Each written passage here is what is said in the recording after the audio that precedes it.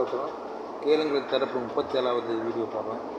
நம்மளோட நோக்கம் என்னென்னா, இந்தியாவில் மட்டுமில்லை, உலகத்தில் எங்கேயுமே ஏழைகள் இருக்கக்கூடாது. அதுக்கு ஆயத்த பணிகள் செய்யணும். நம்ம சம்பாதிக்கிறது நம்ம குடும்பத்துக்கு மட்டும் இல்லை, மற்றவர்களுக்காக தான் நம்ம உணரணும். ஒவ்வொரு பிறந்த நாளுக்கும் ஒவ்வொரு ஏழைக்கு நம்ம உணவளிக்கணும்.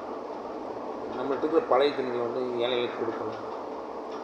பட்டினியில் யாருமே இல்லாமல் இருக்கணும். அதுக்கு ஆயத்தங்களை நான் செஞ்சிட்ருக்கிறேன். விரைவில் நிறைவேற்ற நினைக்கிறேன்.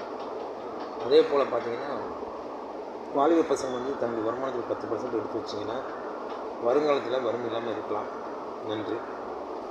இப்போ பார்த்திங்கன்னா, பிரசங்கில் பார்த்திங்கன்னா 1ஆம் அதிகாரம், தாவீதின் குமாரனும் எல்சன் ராஜாமைக்கு பிரசங்கின் வாக்கியங்கள்.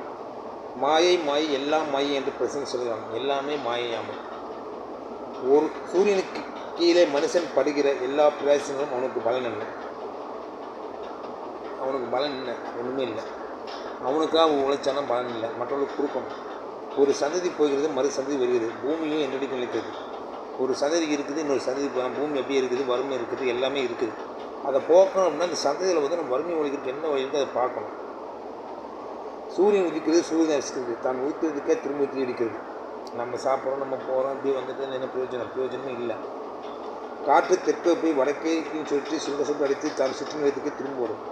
எல்லா நதிகளும் சமுத்திரத்திலே ஓடி விழுந்தும் சமுத்திரம் நிரம்பாது. தாங்கள் உற்பத்தியான இடத்திற்கே நதிகள் ரெண்டும் திரும்பும். எல்லாம் வருத்தத்தினால் நிறைந்திருக்கிறது. அது மனசினால் சொல்ல முடியாது. காய்ந்தினால் கண் திருப்பி ஆகுவதில்லை.